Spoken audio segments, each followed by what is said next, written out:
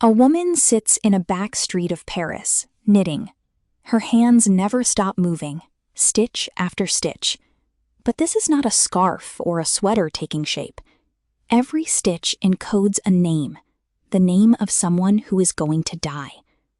Her name is Madame Defarge, and that knitting is a secret registry of vengeance.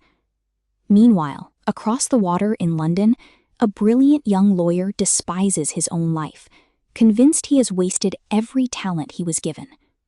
One day, he will discover that for the sake of a woman he loves and cannot have, he is willing to give up everything, even his own life. These are two ends of the same story, Charles Dickens's novel A Tale of Two Cities. One end is driven by revenge, the other by sacrifice. And between them stands a young woman named Lucy, who unknowingly holds both men's hearts. By the novel's end, all three will meet in the shadow of the guillotine. Let me tell you the story. First, the author. Charles Dickens was born in 1812 in Portsmouth, England. His childhood was far from comfortable. When he was only 12, his father was thrown into debtor's prison, and young Charles was sent to work in a shoe polish factory to help support the family. That experience marked him for life and gave him a lasting, sharp sensitivity to poverty and injustice. He was largely self-taught.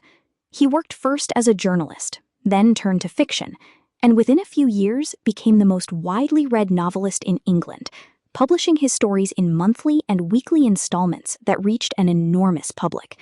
Readers waited eagerly for the next chapter, and the fate of a Dickens character could become the talk of the entire country in a single week. This turned him into something more than a novelist. He became the nation's shared storyteller.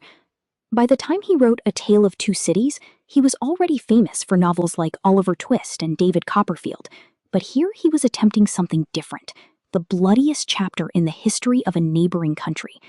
He wrote A Tale of Two Cities in 1859.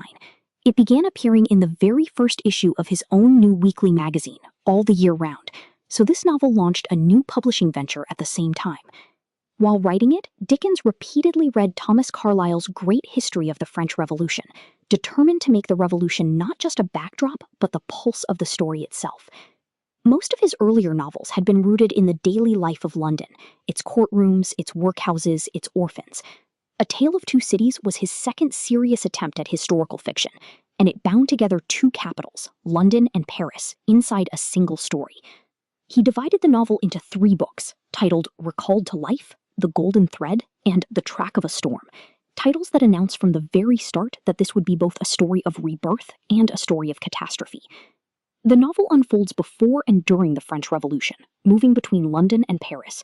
At its center is Dr. Alexandre Manette, a man who spent years locked in the Bastille for a crime he never committed, and nearly lost his mind in the process. In his cell, the only thing that kept him sane was mending shoes, a habit that clings to him even after his release. When he is finally freed, his daughter Lucy brings him to London and slowly nurses him back to life. Dickens called this opening section Recalled to Life, and the theme of return from death, or from something close to it, echoes throughout the entire book. Lucy soon becomes central to the lives of 2 very different men. One is Charles Darnay, in fact a member of a notorious French noble family, the Evremonds, who is so ashamed of his family's cruelty that he has renounced his title and his name.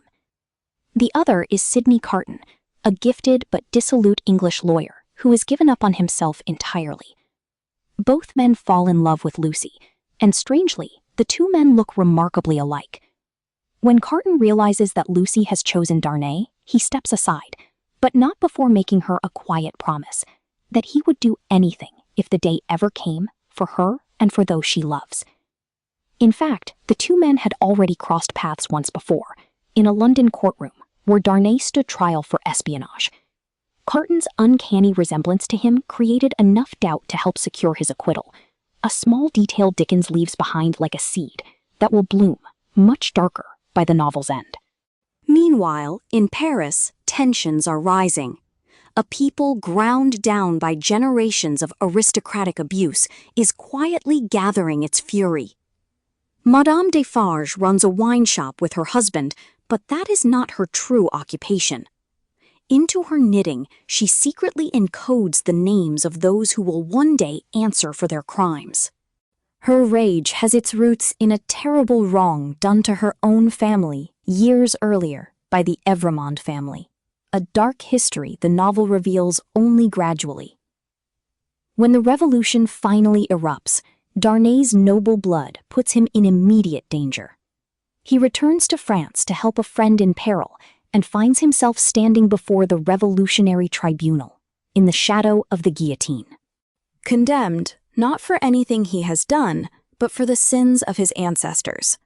Lucy and her father race to Paris to try to save him, and it is here that Sidney Carton makes the most unforgettable decision of the entire novel, one that finally gives meaning to a life he long believed was wasted.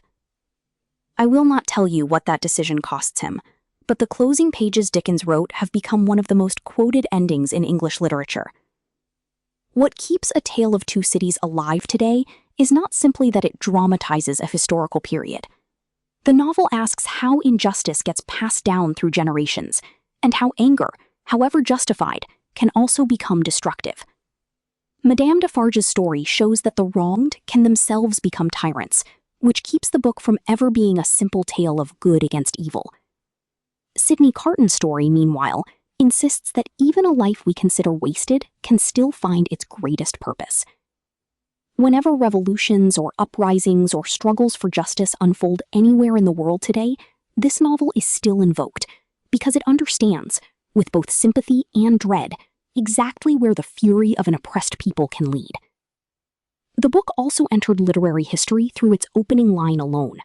"It was the best of times, it was the worst of times," is still one of the most recognized opening sentences in English literature. And that same tension between hope and ruin runs through every chapter that follows, since nearly every character in this novel carries both at once. A Tale of Two Cities has remained continuously in print since it first appeared, and it is often counted among the best-selling novels of all time. It was first serialized in Dickens's own weekly magazine, so early readers followed the story week by week, chapter by chapter, much the way audiences follow a television series today. The novel has been adapted for film and television many times, one of the best known being the 1935 film version.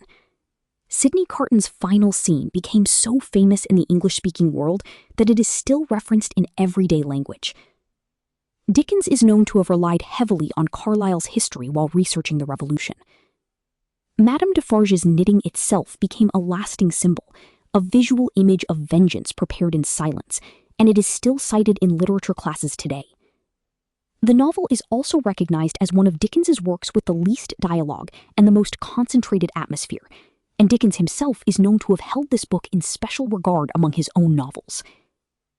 We have told the story of A Tale of Two Cities, but this is a novel meant to be experienced, page by page, not compressed into a summary. If you would like to listen to the complete audiobook, you will find a link in the description. We keep telling stories like this one on this channel, so consider subscribing so you do not miss what comes next. Let us close the way Sidney Carton closed his own story. What he is about to do is a far, far better thing than he has ever done before.